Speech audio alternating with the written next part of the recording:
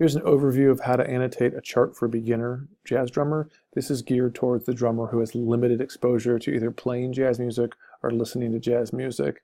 I also suggest you go through the website and look at some of the other options here. On the beginner jazz page, there's some videos on some of the myths of jazz drumming, some of the roles of the jazz drummer, but I recommend going through this page first before moving on to what we're talking about today.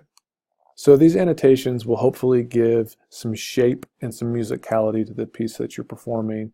Whether it's groove selection or cymbal selection, what the drummer does should help shape the whole piece. So as the dynamics come up, the drummer needs to come up. They need to be kind of the engine that stirs up the dynamic change. And also the sonic and textural changes you can make by playing different cymbals or playing the hi-hats make a huge difference for the overall style, but the overall feel of the piece. So hopefully this gives you a good reference to work from. We're going to start with the first annotation, which should be groove choice. I suggest before even moving on in this video, go ahead and watch this video lesson on this groove choice. Here is a quick explanation.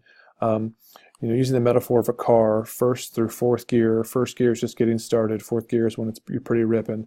These are suggested kind of cliched examples of what you can play that will get the job done and sound stylistically appropriate.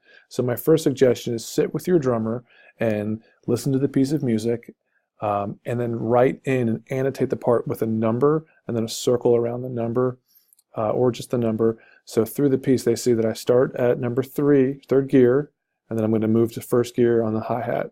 Then I'm going to play first gear on the ride cymbal or whatever it is. And so notate all the way through the whole chart.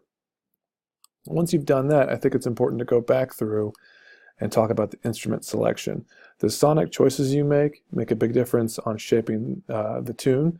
So the generic setup is your right side ride is more of a pingy, thicker, maybe a larger cymbal, and your left side cymbal is a little more washy, but still a ride cymbal that you can play on, and then maybe a crash over here on the right or the left, wherever that's most comfortable for your drummer.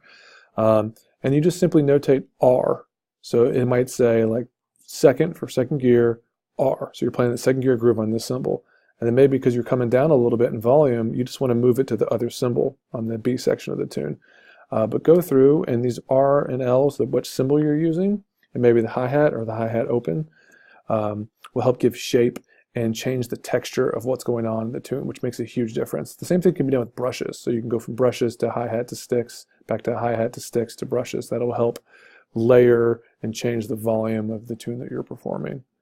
So that's your basic overview. The next video, I will actually go through and annotate a tune for you.